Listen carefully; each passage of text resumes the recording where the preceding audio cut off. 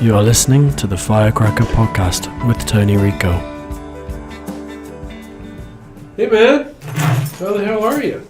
Living the dream, what can I say? You are Mr. living Meyers. the dream. How are you, sir? How you doing? I assumed you washed your hands, and that's water. I did. Excellent. Good. Well, it could be either way. You You know, never know in this round what's going to take Hey, the place. Dodgers won.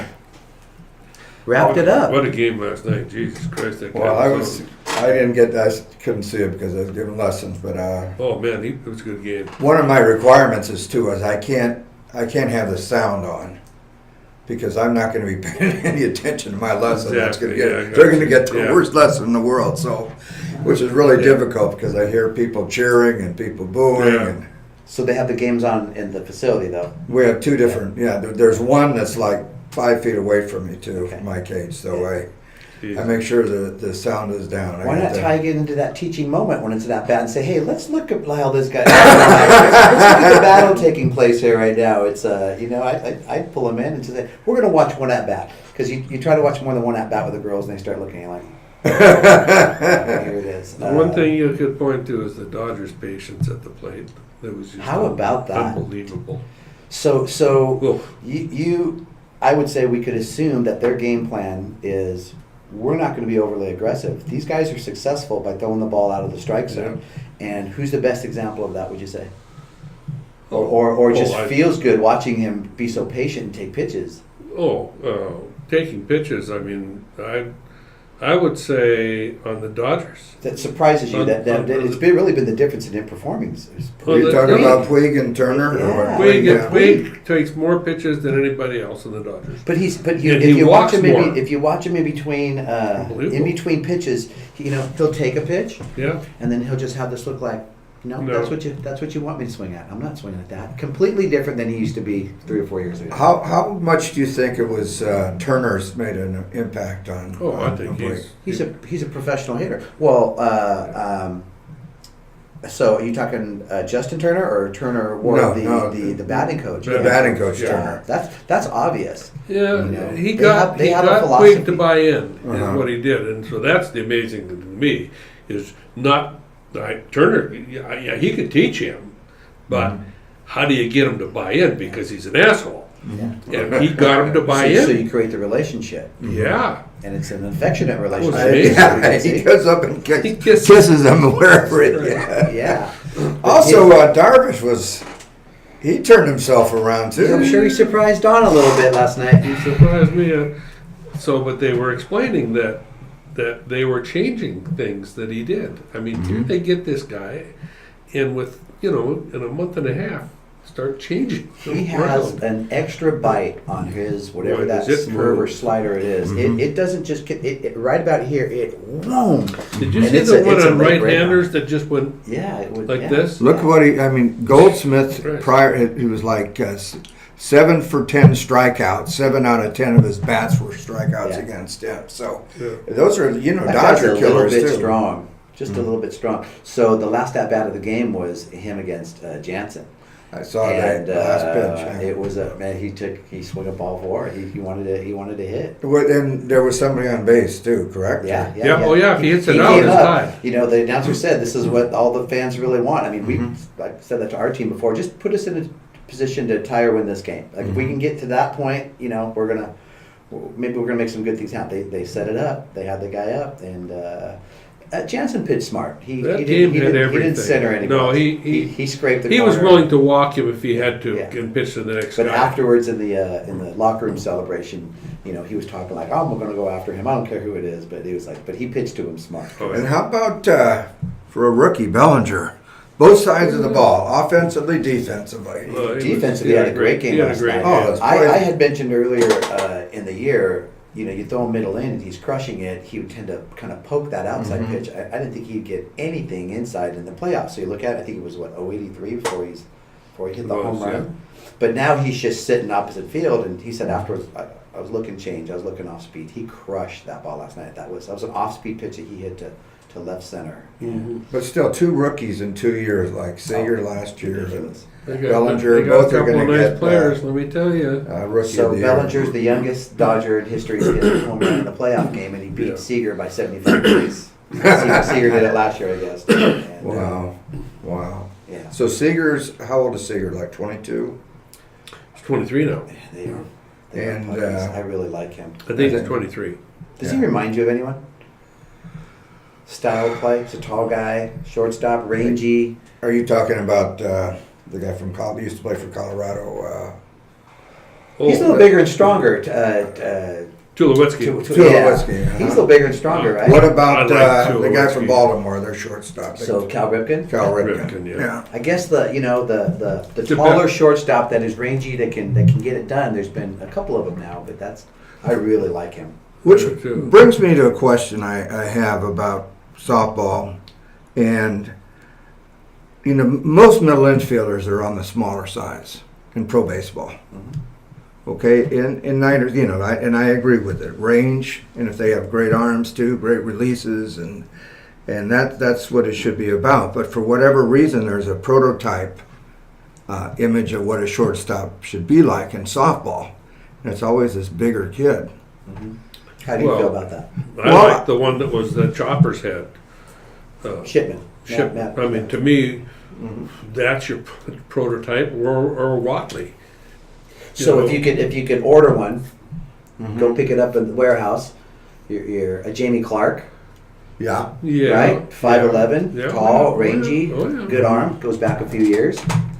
But I guess my point is, excluding those guys, the majority of kids that can get better range are going to be the smaller, quicker type, right? They're quicker And because I mean, you're talking about what percentage of plays have to be made deep in the hole Yeah.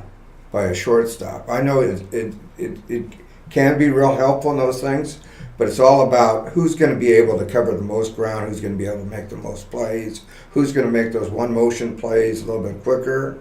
Because in softball, would you say it's the 5-6 hole play is there, but it's really ranging to your left, it's really coming and getting the slaps in front of you. Exactly. How much.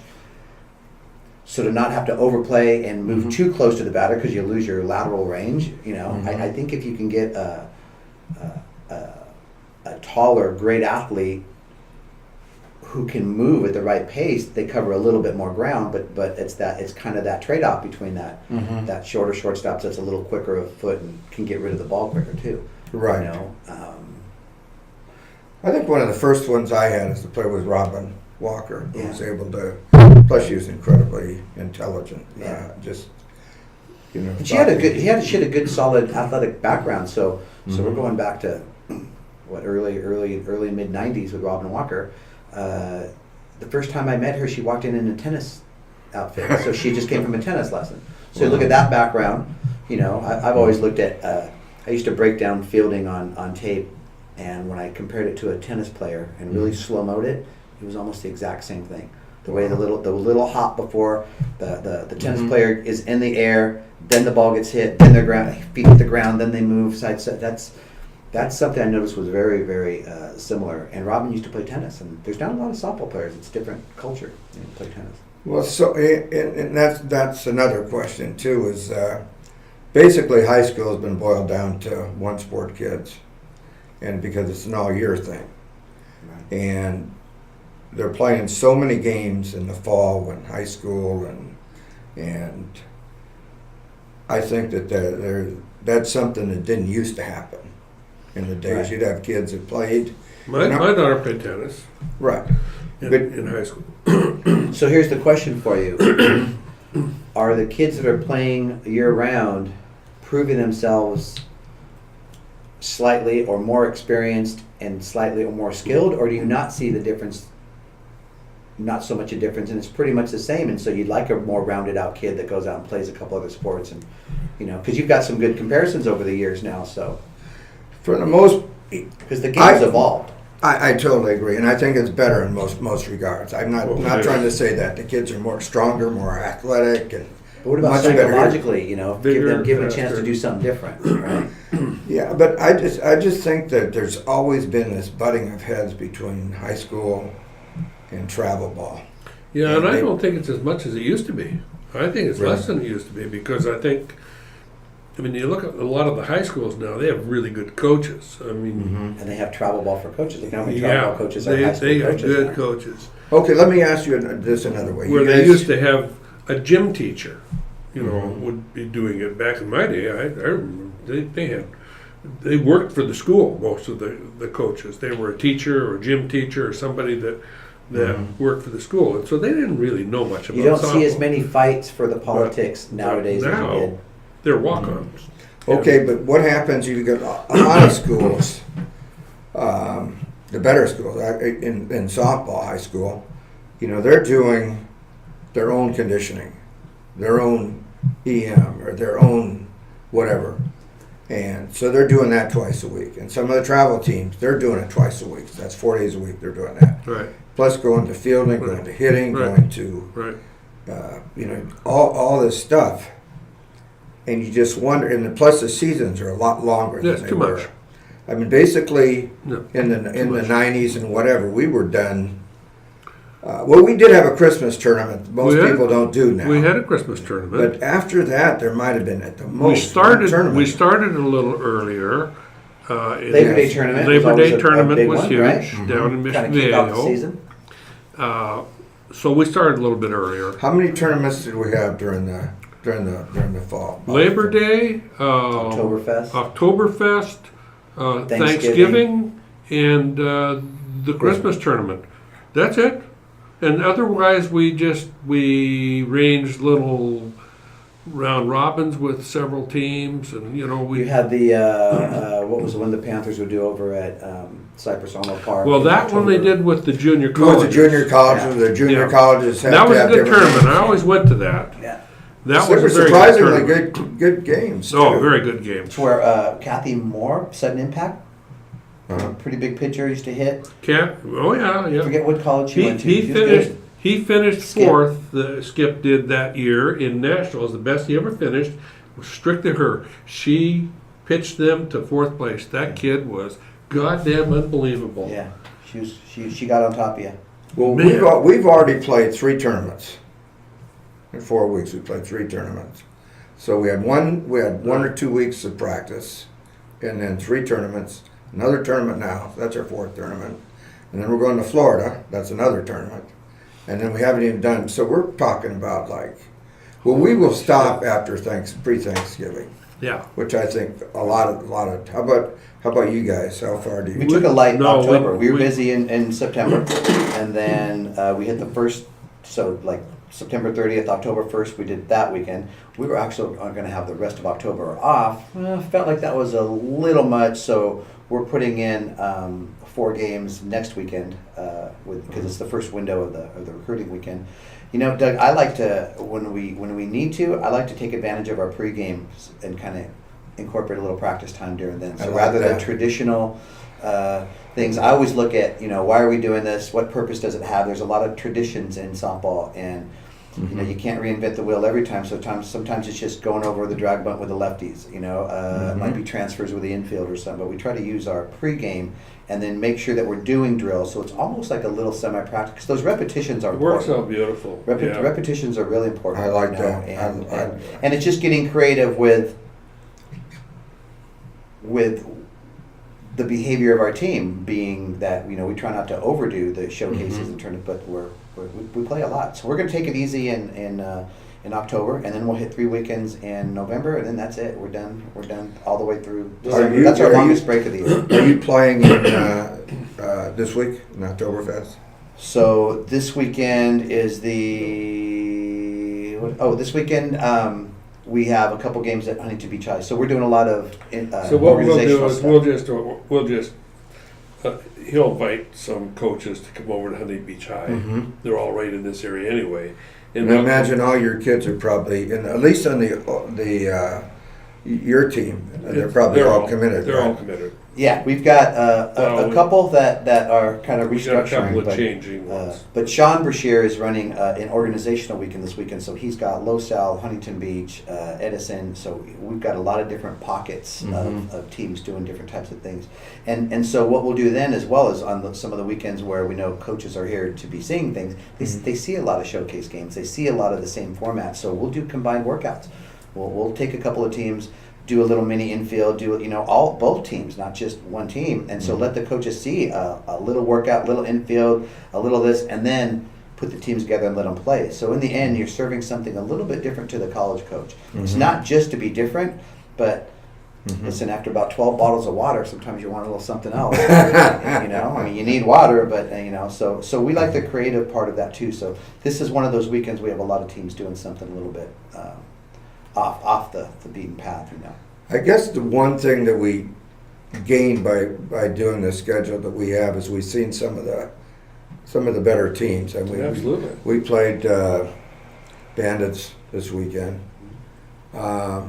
Lost 3-2, had them 2-1 in the last inning, and coughed up the lead, which we've been pretty good at doing that. Now, did that go into single elimination or was it double? It's single elimination, Okay. but it's pool play first. Okay. Yeah, they did pool play, and then they did single elimination. And so the first game, some people just went to the left and got one more game. Okay. Who ended up taking it? Pardon? Who ended up? There was Sun Cats, which is a whole new story. Oro Valley Sun Cats. You know the team that beat Yeah. the shit out of us because Yeah. we weren't prepared for them? Yeah. Oh, they're gotta Did be you hear good. what happened in that? No, I didn't hear what happened in that game. Okay, so anyway, we It's a were good playing. We played on Saturday. They only had the championship play on Sunday, so we played Redmond the first game, and then after that game we played Thunderbolts, and after that game we won both of those, and we played Choppers. Choppers got to the final. Yeah, In every age group almost. we played them. It was 3-3 in the seventh inning, 2 outs, a pop up. Easy play. Shortstop Holy shit. and No. third baseman. The ball's on the ground. But that was the game. But next to us, we heard this incredible commotion. I've never heard anything so loud. So the Sun Cats are playing the Crone Angels. It sounded like World War III out there. There is horrible intensity and dislike for between those two teams. Well, they're a pretty cocky group, that Sun Cats group. Well, this goes back to, I guess, when both teams were 12 and under, and they knocked out Megan. But this isn't even Marty's team. This is Kim No, Howard's team. I know who it was. It's Kim Howard's. It's up. And they had, parents getting involved with this, And which the is kid- never good. And Howard does tend to do this. So kid threw a bat and just crazy stuff. And supposedly one team said that there was some racial remarks being said. So I guess who's a in couple. charge? Umpires, Brett. tournament director. So Brett, if you're listening, come on. I guess At he some did. point- I guess he did warn the teams, but at a certain point, you've got to be able to. Regulate it, man. Oh, you regulate it. It's But really it- easy to regulate. If, It if, is if that's taking simple. place in row 17 on the airplane, what happens? The flight attendant comes out once, then the pilot comes out once, Yeah. then the air marshal comes out, and then there's no more That's problem. But I think Brett was by himself in this thing too. I think and I know he listens, so that's another. Well, but I mean, we're talking honestly about the responsibility. So do we say, well, it was so big that I couldn't manage it? These Right. people were so hostile that it was too much for me, or is it that? No, how do we meet the responsibility of managing events? Because It was getting out of control. Hey, listen, they decide the criteria that they want their customers to experience. So whatever they allow happen, and obviously Don runs tournaments, and we Oh, deal with a yeah, lot of that's people. right. And so you can't sit there and say that others' actions, you're responsible for them, but you are responsible for addressing those actions. And how can we, in today's world, especially with whether it's the financial obsession, scholarship obsession, say that we don't have professional obligations and we'll just keep doing things the way we used to for the last, until what? Somebody throws a bat and hits somebody in the head and then they sue that place and now it's The whole thing. Once you get- yeah, and so it's, I'll admit, the responsibility is great and it's hard, but if you don't manage your people, that's the number one reason for failure in our organization. Is the number one reason is an inability or for whatever reason you're not managing your people. You're not addressing. You're not re-guiding. Not dictating every step they're going to take. That's not it. But when it swings way right, You got to bring it back in here, because otherwise, it's interesting to watch. But is that really what we want our culture to look like? To the outsiders, if they would have seen that game, and we're talking about the Angels and the Sun Cats, but whoever, if we see a game like that within our culture, and we know things get heated, but is that really the way we want our culture? In solving those things, Really? I go first thing I do is just you got to do it the right way, because you got parents all up in arms. So you get the two coaches to the side, both together, and say, "Hey guys, we have a problem here.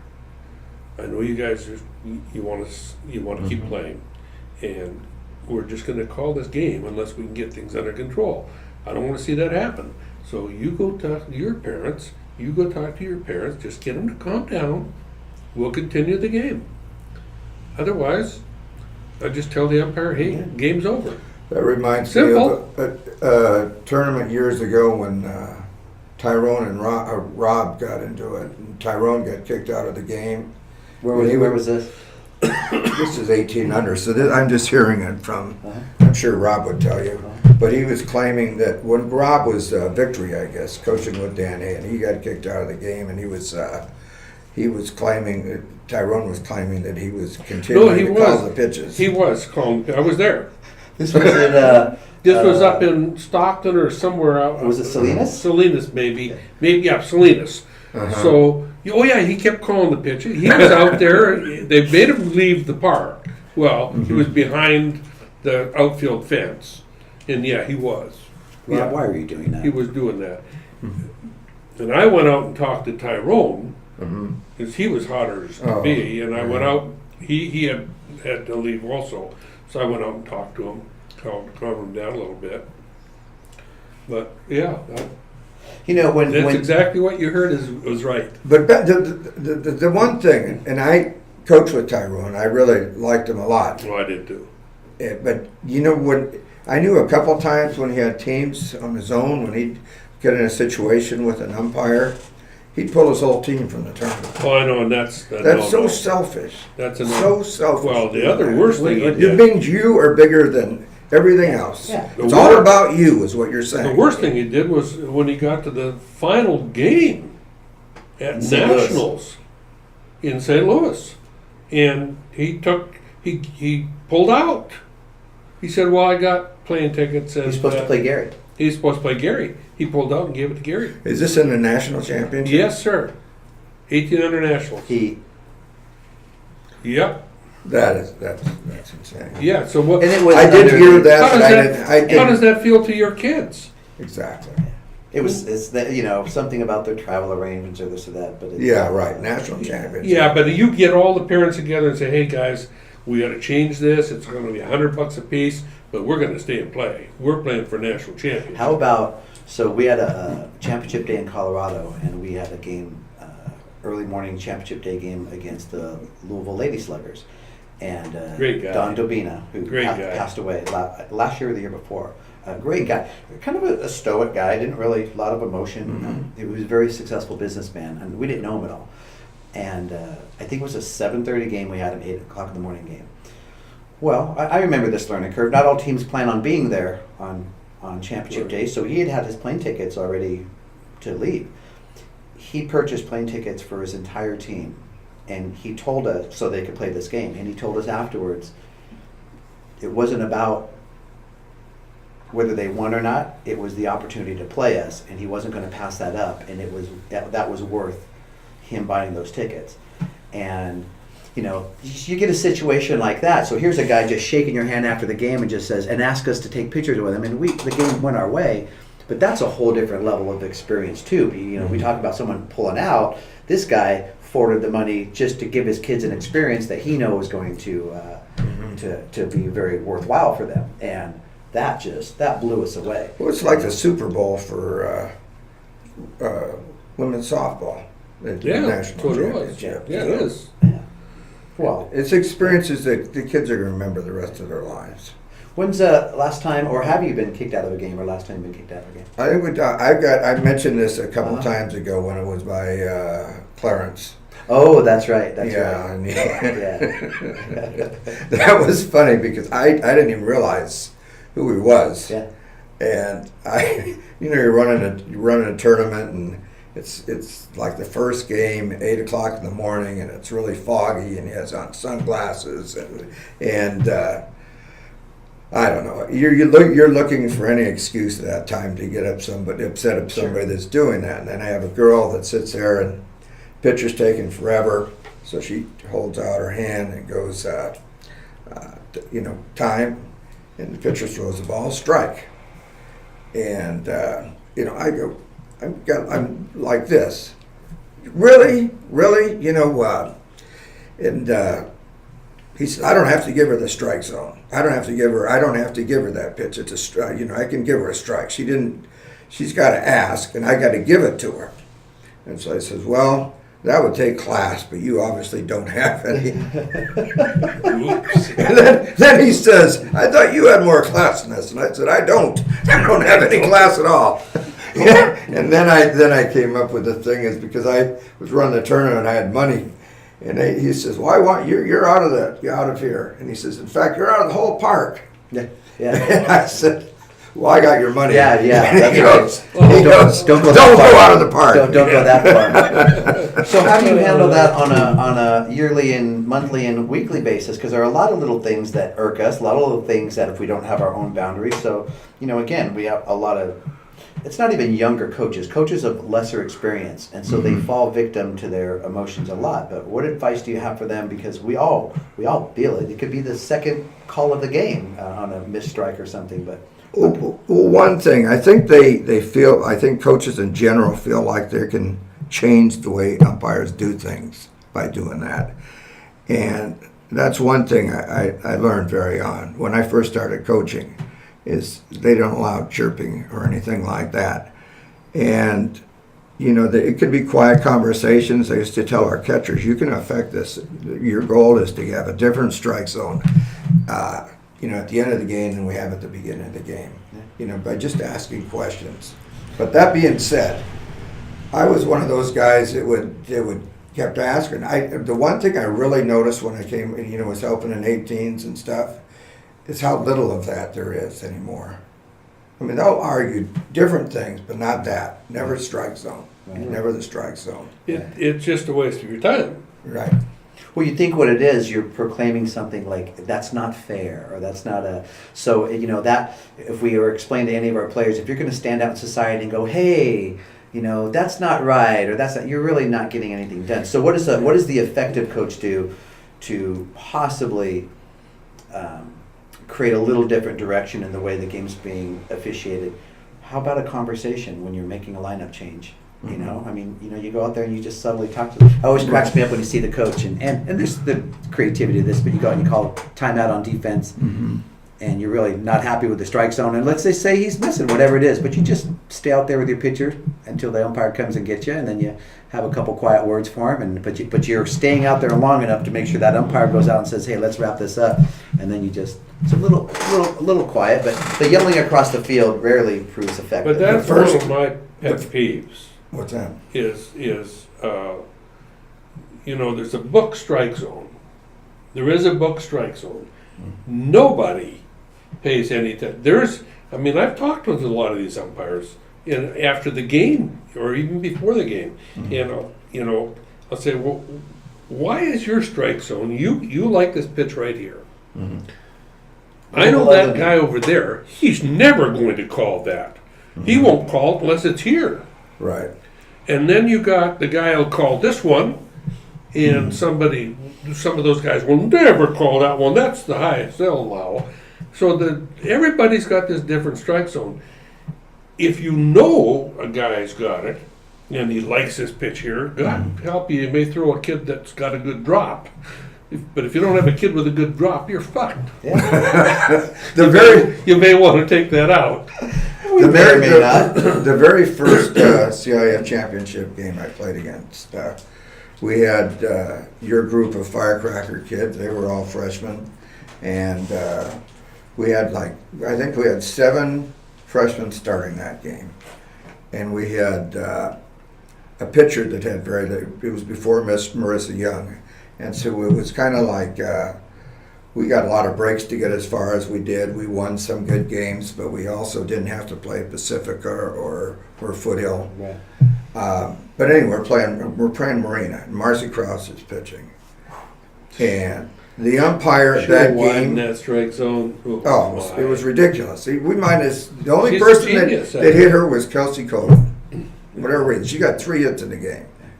And I asked her, she's never thought about anything. Just to see the ball, hit the ball. Careful what you ask her. Right? But anyway, I started questioning the umpire. I'm basically saying, if you're going to give her that strike zone, Right. we're done. Right. And he ended up banning me to the bench.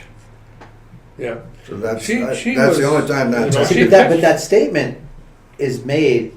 It's how can you make it? You know, it's almost like, gosh, Bob, I'm just letting you know. I mean, with her hitting that spot and what appears to be a half a ball off the plate, you can put your name on the no hitter today. Yeah. Like you can share the credit. I just tell you, we got no chance. Mhm. We got no chance if we're going to hit an expanded zone. And the reason I'm saying this to you right now is if you look at it, we're swinging at the balls you're calling strikes, and the only thing we can do is flare it into the first base dugout. And that's the pitcher calling a strike. Mhm. If it pitches anywhere over the plate, the first base dugout is not the place that we're hitting the game. We had that when left-hander that went to Cal State Fullerton, and we played. This was probably 7-8 years ago, and we're playing down in the San Diego tournament. Ken Weimer's deal down there, America's Finest Showcase, America's whatever. Finest, yeah. And we played a game where it was almost a joke. It was. Here was the left-handed batter's box. Here was the plate. The kid was putting the ball to the backside of the left-handed batter's box. And the guy was calling it a strike. And so all we could do from the right-handed batter's box was just maybe flick. And I just said that's what happens when we swing at the ball that you're calling. Like, so what we're going to do is we're going to keep taking strikes because I can't send these kids to college to swing at those pitches. Will it make any difference if you got in the back of the box? Mainly, I know you're not Well, going to that's hit that box pitch. management. You know, You might get him to change that into calling the I think ball. box management. I mean, let me ask you about that. I mean, your lefties, your righties. I mean, how much do you guys really utilize the whole box? You know, and I tell people it's 7x3, and yet you put your 2 feet, right-handers especially, in those holes that are always there. And then if I move you, you feel like I've moved you. I go, really? If I told you couldn't move anywhere, you'd say that's unfair. But so, do you guys use a lot of box management? Move What we try to do is take away one side of the plate. Whatever she likes to, what her strength might be. whatever strength is. And also, we try to stay away at first until you get behind an account. Let's say we won't swing at anything above our waist. So the strike zone, when there's 0-0 counts, like about that big, and you got one side of the plate. Right. And, you know, that seems to help. The problem again with, or the challenge, I should say, with travel ball compared to, to high school, and this pertains to umpires, to anything. In high school, you know who's going to umpire your game, 3-4 days before. Sometimes even more than that. And so you can have a game plan. Yeah, you can prepare, sure. Which is something really, all of a sudden you go to a game, oh God, we got this guy, or we got that guy. This guy's on the bases, he's terrible. This guy's, behind the plate. I don't want to mention any names. This guy will give us that river a little more than. Yeah, Mhm. sure. Yeah. So, and you have a larger pitching staff though in travel ball, so you could make some of those adjustments. So you kind of have to wing it. Right. How about with your lefties? They pretty much position same spot, or are you moving them around as well? I try to move them around a little bit, again, because of, you're seeing a lot more defenses where you're getting the second baseman over by second base and the first baseman, where the pitcher basically has to cover that, to cover the left side of the field, or the first base side of the field. And that's a hole in that defense. So we've been trying to work on being able to take that outside pitch away. Mm-hmm. But the problem we're running into, two things. Well, first of all, when you try to hit a movement pitch from any place except for towards the front of the box on a screwball, let's say, that's tailing away, try to hit it to the first base side. Most of the time you're going to either pop the ball up or ground the ball right back to the pitcher. So instead of doing that, even though they might overload certain parts of the infield, I just let them try to drive the ball harder. Basically, they're telling you where they're going to throw the ball anyway. And hit it through them. Yeah. How about you? Yeah. Generally, I love to try to beat a defense. Mm-hmm. So, but in order to do that, you have to have something to work with. So take the reverse, the shift. Runner on first base, slap her up. They overplay. Second baseman's going to cover second base, and so logic would tell you you're not going to get anything inside to drop on that first base side and expose their right side of the field, because very few teams really work on that defensive first baseman coming up, making that short play, getting that ball 2-7, 2-8 to first base. Right. I'm always amazed at how many teams will use that alignment and then still call a curveball on the inside half, because then that gives us the information that we need to be able to pick a skill. But I like to be able to also take that screw. What does it take for a left-hander to be able to take that screwball and be able to get that ball on the right side of the field? We slow their feet down. We may even on that first step, they're just going to stop, and they're going to be much more deliberate with doing this to anything that's coming over the plate, and not just do what that pitch wants them to do. So a flare off. So even on a bunt, I would watch a lot of coaches, like for right-handers, let's work on that push bunt. Let's work on that push bunt. And then you throw the kids a good curveball in the corner, and all they do is they foul the ball off. The push bunt works great if you got something over the middle outside part of the plate, but throw them a ball, and there's your foul ball. How many teams, and any coaches listen to this, how many times have you had the kid foul the first 2 strikes off in a sacrifice bunt situation? So even with that, our right-handers get around that pitch to try to put it a little more in the center of the field. We'll take our left-handers, put it in the center of the field, but also take around and just hook around that thing. But you have to be more deliberate. You can't be moving through the box real fast. You can't be trying to get a base hit and then really try to skill that ball out. You're giving yourself up, One of the things I have been working for, I guess, close to last year, is better footwork with my lefties, as far as especially during bunting, and being able to do that, taking away that outside push. Yeah. By basically not only doing that, but getting your left hip around the ball as close as you can. Right. And so at make point of contact, basically, you're having your left foot in front of the right foot, okay? And basically this right shoulder staying in, and you got to control the barrel. I think to me in bunting, you got to be able to control the barrel, and in slapping you got to be able to control the knob as far as doing Interesting. that. But that's some of the things. But again, they still run into those pitchers with really good movement or different type of movement, and you end up popping the ball a little bit trickier. We try to reduce the amount of foul balls in sacrifice situations. So we really don't want our hitters to be running out of the box until they know the ball's fair. There's a natural kind of chip and go in a sacrifice situation. So staying home, being deliberate about it, you've got to train for that. There's nothing in soft toss to flip a kid a bunt and tell her to stay home, but when she does that over and over, she's recognizing that ball is fair. I see ball fair, then I go. There's been a lot of times kids running out of the box and the ball's coming up on its way to going fair, and then hits her in the box and it's a foul ball. But stay home, moving that runner over in that 1-run game makes a big difference. There's so many ways. So here's something a little different in softball too, and I would say watching the best at it, being beat by them, really watching the way they handle it, but getting your runner to second base and all the different ways to score once a runner's at second base without getting a base hit. You've got so many different things, and punching and poking and fake bunt steal, and so just get the runner to second base. Sometimes that's what you already got 1 out, sacrifice her to get her to 2 with 2 outs. You have a lot of options that you can do with a runner at second base. So many different ways to score. I'd watch that with Gary Henning. I don't know, year after year, there was a little run in there where his teams were a little more vulnerable. And so then you'd see him at nationals, and everyone's always rooting for him to lose, and so he'd be down 3-1, 2-0, 6th inning. Inning's going down, and then a walk, slap her to second, fake bunt steal to third, squeeze her home, game's tied, come back, pull the heart right out of him, score the run in the last inning. So manufacturing those runs. You guys do a really good job of that too. Well, like I said, I think the learning curve there is you start off getting beat by it. And then you got to figure out, wait a minute, this guy's there for a reason. I used to like to just sit at the top of the stadium in Oklahoma and take in what the crowd was thinking, and then watch Gary just do his thing. And I just go, you don't even know it's coming. You know, you don't even feel. We all know what's coming, but we've seen it. We've experienced it. Which I was thinking about actually driving over here. I was thinking about if you had one game to win in softball, who would you like to have coach that game of all time? One game to win, who would I want to coach it? All time. All time.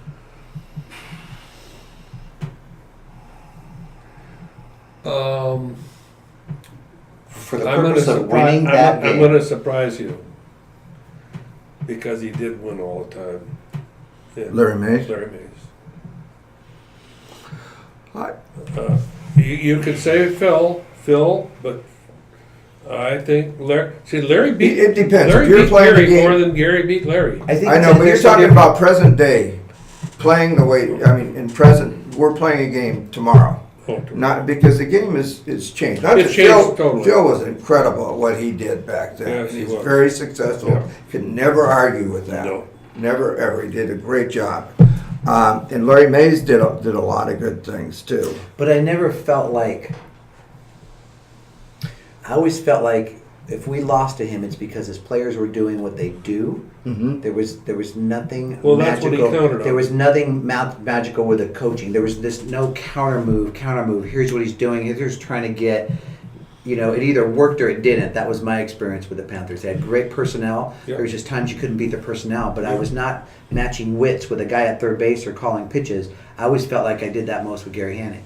Yeah. I always felt like that guy that is doing things very subtly, and he's not talking a lot, but what he's doing, he's actually carving you the whole game. And I'm trying to think of a coach that gave me a feeling more than that, where you're really kind of countering. It's really a chess match with him, and he's not super vocal, but he's really kind of carving you the whole game, and you don't realize it. A lot of times you're very obvious to him. He didn't realize you were that obvious. I thought of Gary too as first. I have about 4 or 5, and obviously you and Rob, all you guys and Rob, that situation, and the fact that, and I also liked Bruce and Rob and that thing. They had a real good thing going too. I mean, they won 4 championships that. Absolutely. So, and then you got. I always liked. Well, Jim Dolan, I thought, did a pretty good job at big games too. This is back there, younger age group, but I thought. But he did it 3 years in a row with basically that same team, Mm-hmm. and all the way from 14 under, 15 under, I think it was. They brought that team. He won 3 in a row, I think, three national championships. I guess. How about coaching against Kerry Crouch? You know, Kerry, he was one of those that had such an unconventional way of playing at that time. He's the first one that had the crazy defenses, you know. He's a data guy, right? He's a mathematician. Yeah. He'd throw everything outside. Well, that was with Marcy, because Marcy was so good at it. I think that it quit being quite as effective when they started having the more accelerated bats. And I don't think it really did the pitchers that pitched for him. Yes, because his theory was hit the ball, the ground, move the ball, and he was he choke up, just slap the ball on the ground, even right-handers, and that I coached with Kerry for a little bit, and very successful in those days.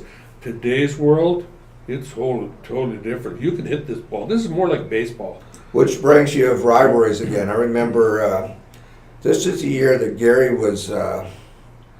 He wasn't gold. What was the other? A. He was A. A, right. First year of gold, he went A. But he played. For whatever reason, he and Kerry Crouch. I think it had more to do with George Gerstead than anything else. But Gary. He hated George. Yeah, he hated him. Is actually too nice of a word. Yeah. No, it's true. But they played. And I want to say, I don't know if it seemed like it was a De Beer. It may or not, but that ball bounced crazy. And Gary wanted that game. I'd never seen him get so excited during a game, running up and down, yelling and going crazy, which never was Gary's style. Right. But they beat him, I think, like 10-0. Took advantage of everything. They were just putting tons of pressure on him. They pitched Marcy in that game. Yeah. I think that's the worst Gary ever got beat. I'll tell you a name that comes to mind. He's in the college ranks now, but we experienced some humble pie to him and had some good battles with him. But Jerry Glasgow from Jerry Glasgow. he's now with Great pitch call. went to Auburn. But Jerry, I've seen his game evolve from the first time he beat us to what the style he uses now. I enjoy that. I enjoy the play. I enjoy, what you just gave a sign. I'm gonna give another one. I enjoy that little song and dance with the other team. That to me is the meat of the competition that's most satisfying to me. And so when you have somebody that you're always confident going into a game and you're going to do this to them, but then you see it. It's kind of like a boxer that earns some respect. It's like, oh, you got me. Like, so there's this little like, all right, we're kind of on being ground, and that's. I mean, I've said it. That's what I felt experiencing coaching against Rob Weil. It was one of the rare times in a national championship game that I didn't have this tension and this like, you're the Mason-Dixon line, and we want to kill each other at all costs. We compete like the Dickens, but we actually enjoyed strategizing. At least I did, and saying, "Hey, you got me on that one." Yeah, oh, you got, and your little play, and it made it so much more enjoyable for me because that was the fight, and. But Jerry Glasgow was another guy that sticks out to me, that he's fun to watch. He's extremely competitive and passionate about it. I mean, you see it. He wears it on his sleeve still up there at the end. Well, one thing, it's my feeling, you've got to coach that championship game like any other game. You can't change what you do. You can't reinvent yourself. All of a sudden, you can't try to do something you haven't done early in the tournament. There's a fine line, though, I think, in being aggressive and being reckless as a coach. Sure.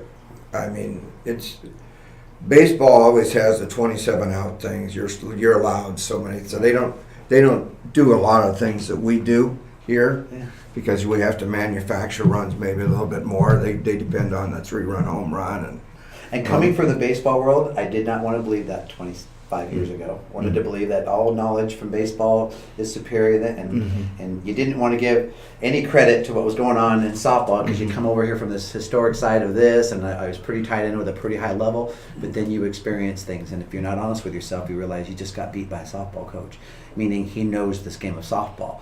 And so I tell people, I see coaches come over with all that same confidence. I said, I know where you're at, I've been there, just trust me. This game, and some of these coaches have been around a long time, are going to teach you something about softball because it is different. Yeah. Well, with Rob or even Steve Harrington, even when he used to have people on base, he didn't coach near as many. He did. We won a championship together in 2010, but he was like that. But once you get a runner on base with Rob, especially on second base. He probably has a better chance of scoring that runner than almost anybody. Well, he's going to expose your preparation, that's for sure. He's going to expose it, and 90% more teams have shown they don't prepare. Where I used to think the first and third, and just keep the runner running around and going, just wheeling around first and going on to second. And I used to, I don't know why I thought it just played out at 12 and under, but Rob's shown that at 18 and under, you keep that kid going to second base, and most pitchers, shortstops don't know what to do with the ball, and it just plays over and over and over, and it's pretty amazing to watch. It's funny, going back to crazy coaches and gimmick plays and that type of thing. You guys remember Tom Dodd, right? Absolutely. Now that's we could have a book on that. Uh-huh. Daughter, one of the fantastic players, kid, great kid. It's won 2 gold nationals with Gary, and just quality kid. Her dad, he took everything to a new level. He used to have the 9-hour practices. He used to. He gave them diet. He gave them stuff they had to eat. Yeah. Or couldn't eat. But his practices, what they worked on, he had some of these trick plays that actually really worked well because he had parents involved in it.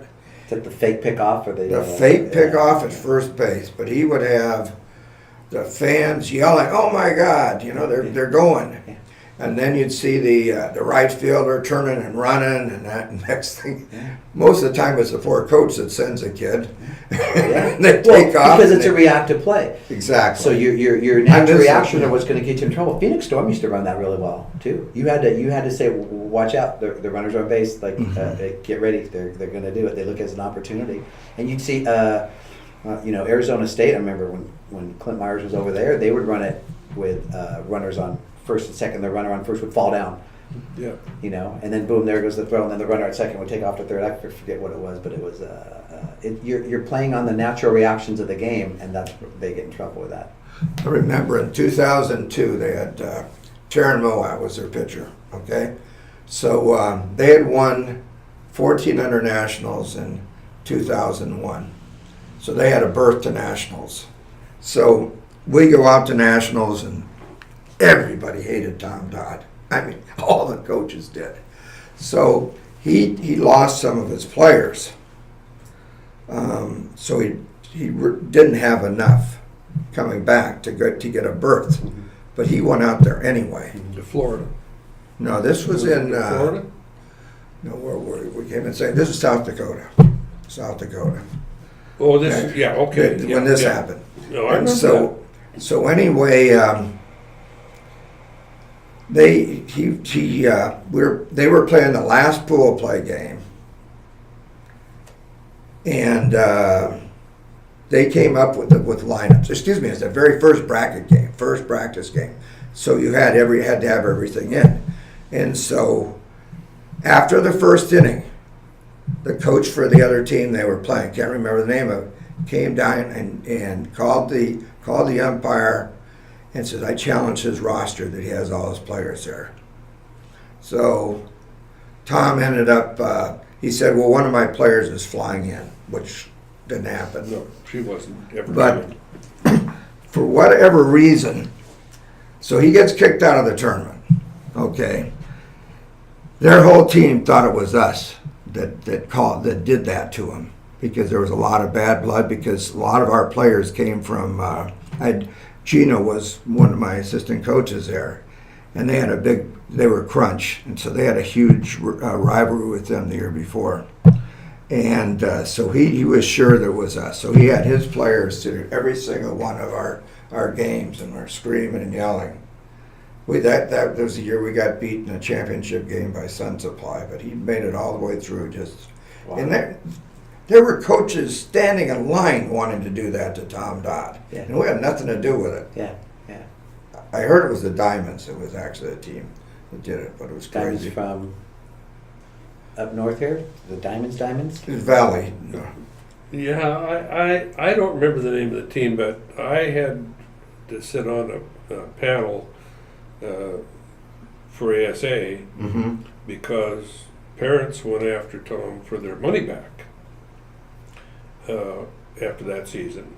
Because they were really upset that he would do that. He knew he didn't have the necessary number of players. Right.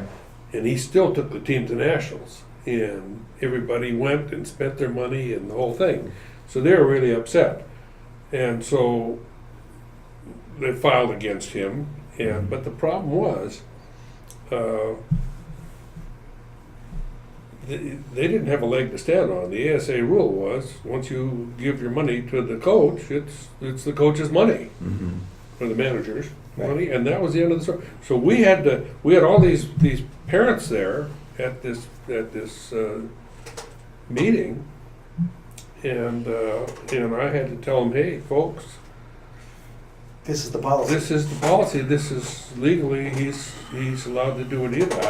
I don't think he should have. I think he should give that money back to you, but we can't make him do that.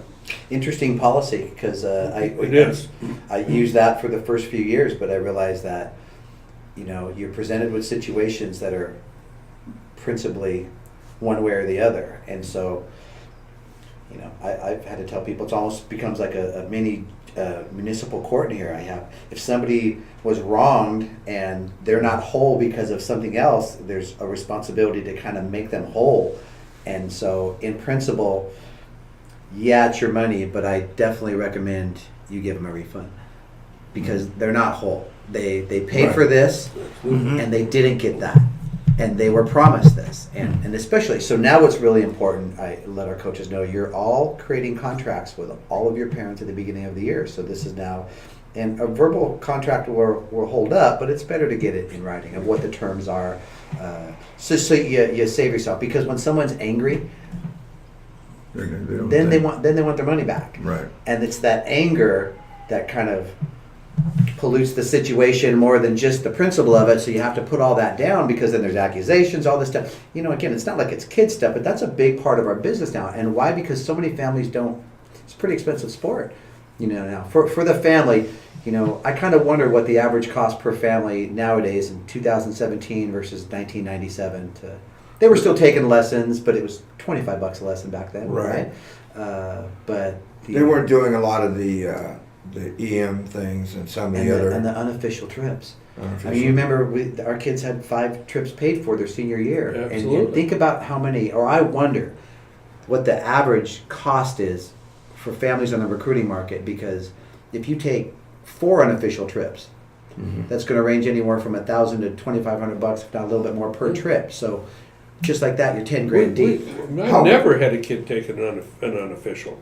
They were always, they waited for the official trip. They were, I just can't believe what's going on now. How many of all, you have a lot of teams in your organization, and how many times do they have parents call you, or do you have to step in ever in any situations there? I'm sure that happens when they're going to go right to the top. Well, because and I get it, there's an assumption that again, I'm not responsible for this guy's actions, but I'm responsible to address his actions. So it has to get to me. I tell people, look, if I don't know, then I can't address it. And if I've addressed something once or twice and there's no change, well, now there's justification to either restructure it, reformat it. There has to be growth and development.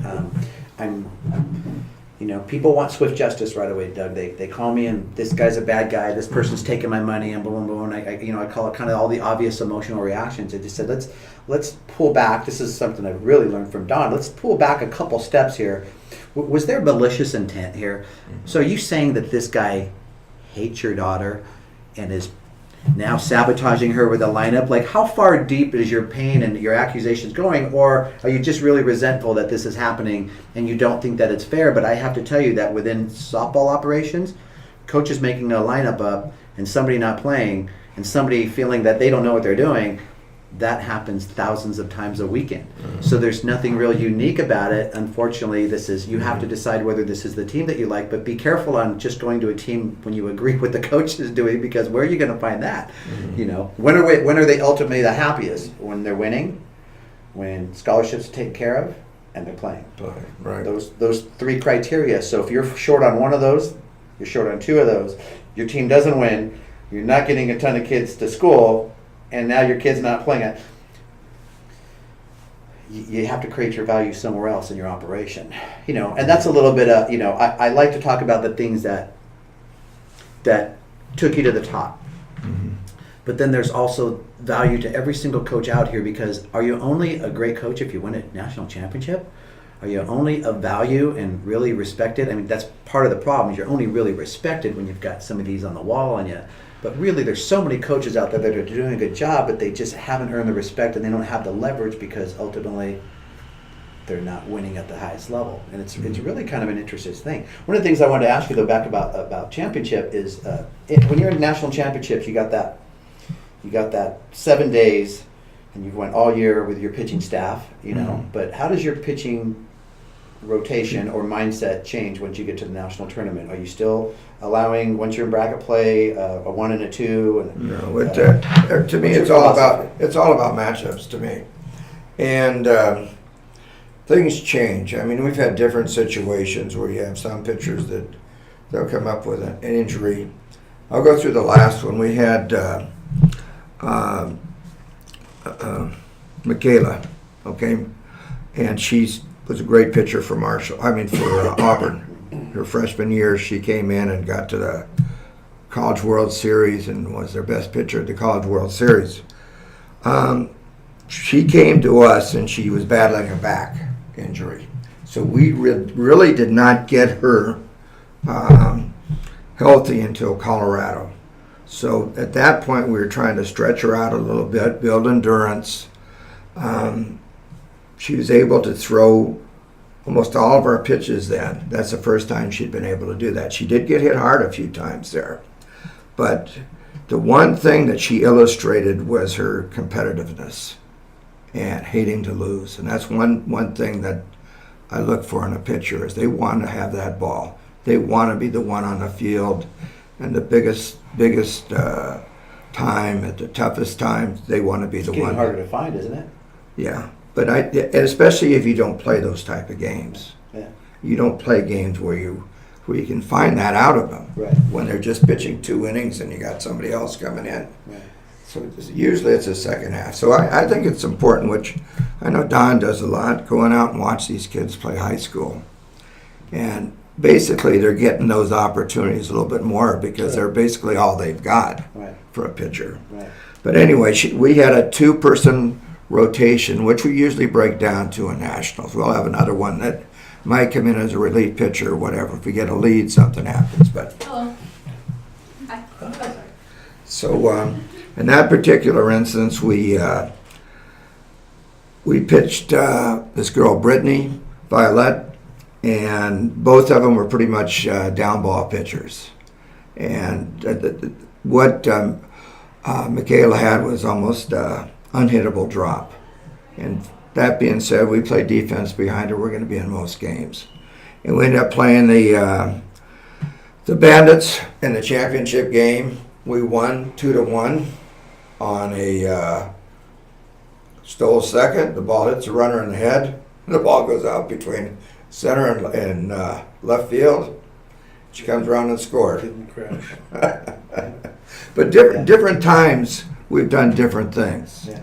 And very rarely have we had gone into a championship where we had one pitcher that wasn't better than the other, at least from our standpoint. Most of the time, I go through almost all the championships, whether it was Donna Kerr that pitched for us or whether it was Katie Laban. And actually, we had another girl, Mackenzie, who was pretty good too. That's one when we beat Dallas Escobedo. But Kenzie Oaks? yes, Yeah. mm-hmm. She You went LV? No, she went to Fresno State. Fresno State. Fresno State, yeah. Good kid. Yeah. And so different tournaments we played differently, but that gets you into how you approach the summer and how you approach the rest of the year. We would every year we basically had to rebuild our teams because we were one of the only teams that did 60 and under. Right. Very first team that did that when we started and didn't go up. Right. And then I think you got the athletics involved. The Panthers started doing it, and then you got the Choppers that would do it, and it kind of catapulted from that. But so the beginning of the year, we would try to understand about our team.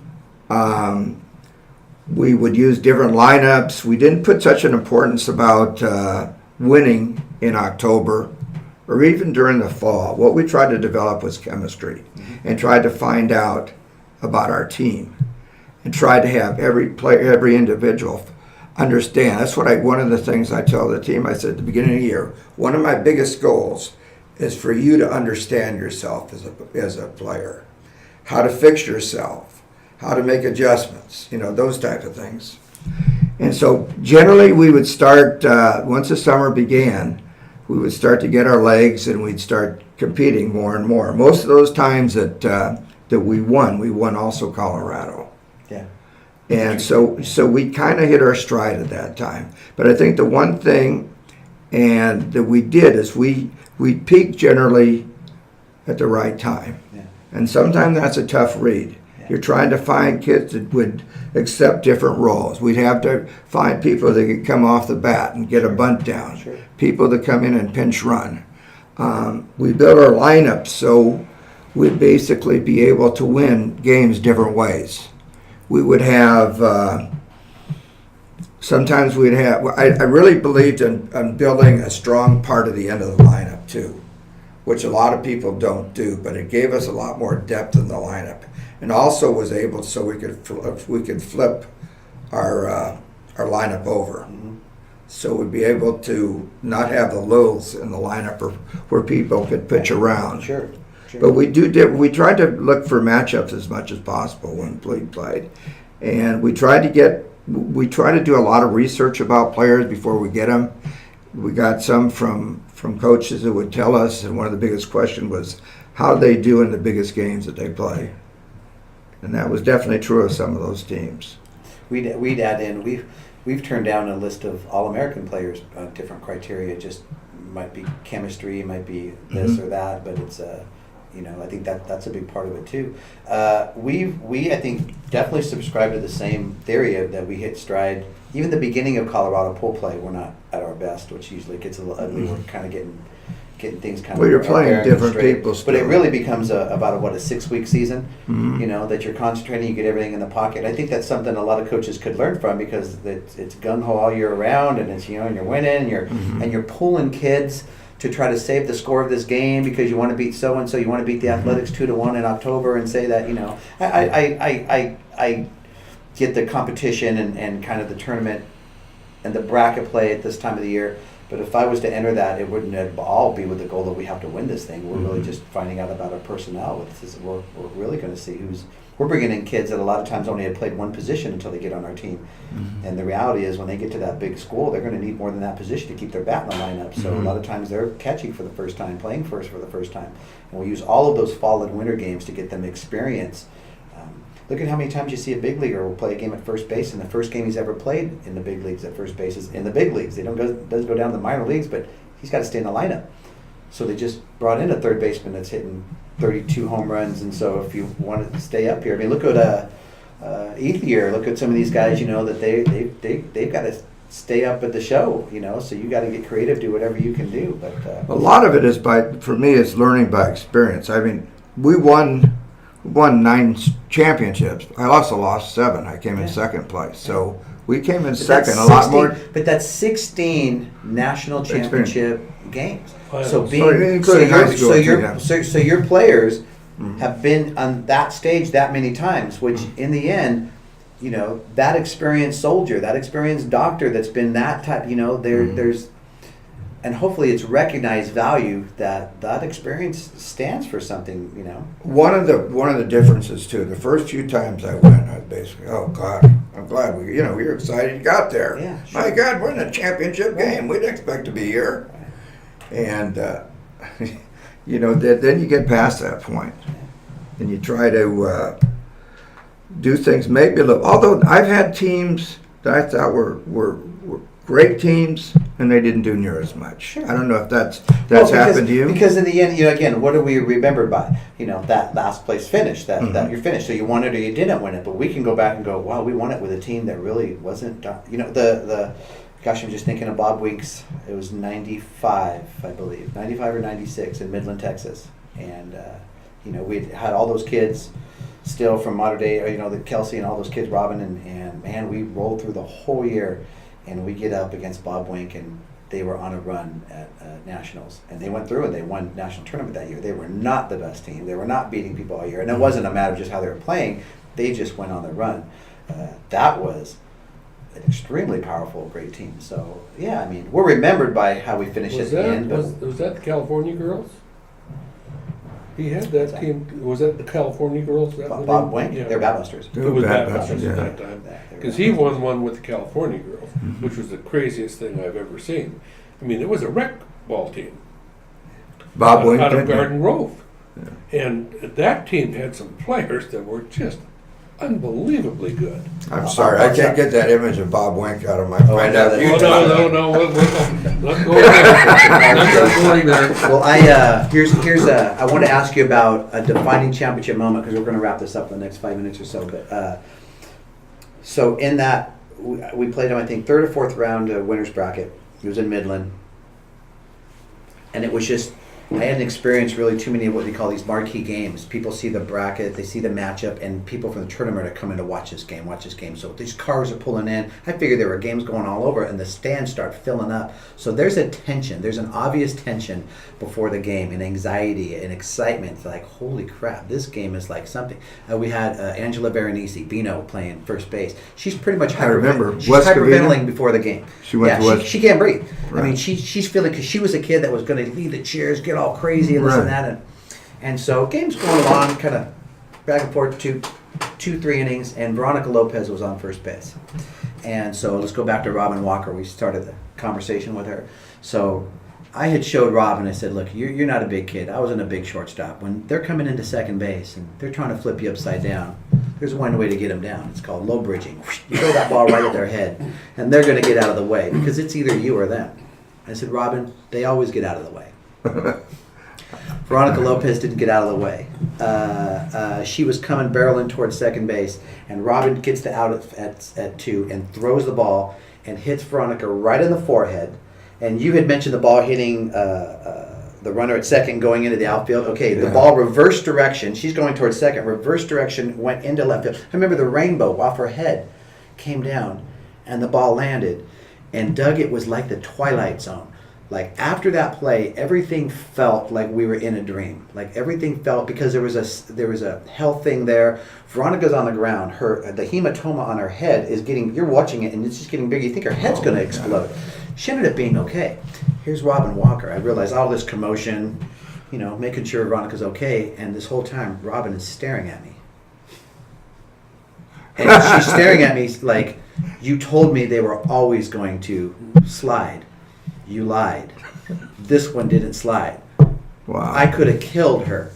And I said, Robin, I'll get to that in a second. I hadn't really seen it like that either. That was kind of a first for me. And that flipped the whole tournament around. We ended up playing well. I think we came in 3rd or 5th. But Bob went on and he just rolled through the whole tournament. But that was a defining moment. I want to ask you if there's a championship moment, if there was an at-bat, a play that a game was won on, anything that stands out, a kid that came up that was injured and came up with a big hit, she could barely walk. A couple things. Our first national championship was 2003. 2002, we had a really good team. Okay, we lost the Sun Supply in that game. 2-1.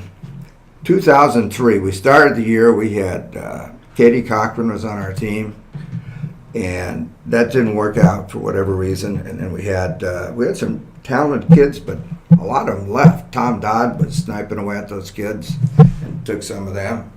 So we ended up getting our top pitcher hurt when we were playing that tournament in Oklahoma City, the Hall of Fame. Hall of Fame tournament. So we start Mandy. I just drew a blank as to her last name. Not Pong. Yeah, Nancy Pong. Yeah, she was a dingy kid. We had Francesca was our catcher. Mm-hmm. Both of them, both of them ADD kids. And I remember one time a ground ball was hit back to Mandy, and she threw the ball to second base with the runner already on second. Nobody was covered, but that's Mandy for you. Anyway, we're playing the very first game at Nationals. We played a really poor pool play. We got killed by a couple teams. So we go in there and we're playing this team from San Jose, a pretty good team, and we're going in the 7th inning. And we just finished they have 2 outs, or 1 out, a runner on third base. The girl hits a fly ball, their home team, to my center fielder. And the girl scores, okay? We lose the game. Very first game, there's like 150. So what happened was John, and he's done this, John Petrie, he's done this a couple of times for us. He thought the girl left early. So the umpires, they weren't moving. So we go out and appeal the play. Sure enough, she left early. So we get 5 runs the very next inning. We end up winning the game. Wow. So that comes, we have a defining moment playing the Athletics. they were up on us. They played with a lot of emotion. They were a first-year team, and they played great. And next, same thing, they're up, and then Mandy Pond comes up at bat. It's a change-up, 3-run home run. We tie the game up. We go ahead in the last inning. We tied the game up. Go ahead. No, we didn't go ahead. They end up walking the winning run in. So anyway, we go play St. Louis Chaos in the championship game. We were in the winner's bracket, so we went. It was so hot. This was also in Midland, Texas. We go to a grocery store there. They stick us in the freezer area and have us eat fruit. Anyway, we come back and win the game 6-2 or something. I still remember the last ball was hit to Paige Lowe, Caitlin Lowe's sister. Yeah. And that was the game. Yeah. That was our first win. Yeah. Not our best team, Yeah. but figured a way to win. Yeah, it's a big one. Finally got over that hump. Look at everything after that. Yeah. Awesome. Well, guys, thanks. Goes by fast, but it's noontime, which means, I don't know, for me, that's time to eat. That's it. Appreciate all the stories, and again, what I always want people to take away from this is we talk history, we talk the truth. Not too many editable moments today. We may or may not leave that in, but the big thing for people is that we can talk about our competitors, people that pass, but no hate, no animosity, no bad mouthing. It is what it is. Sometimes we have to. The truth kind of sounds bad enough, but I just want people to take away that part of our conversations because Don and I were talking about earlier. Gosh, Doug, if 90% of the coaches out there could just have our experience, and I don't mean our experience in what we've done, but the fact that we coach, we have peace of mind, we have friends, we don't anguish and torment and fight with our parents every weekend and this and that. That there's a whole lot more out that, but you have to make up your mind that that's what you want it to be. So appreciate it, and then we'll see you both in here next time. Okay. Adios.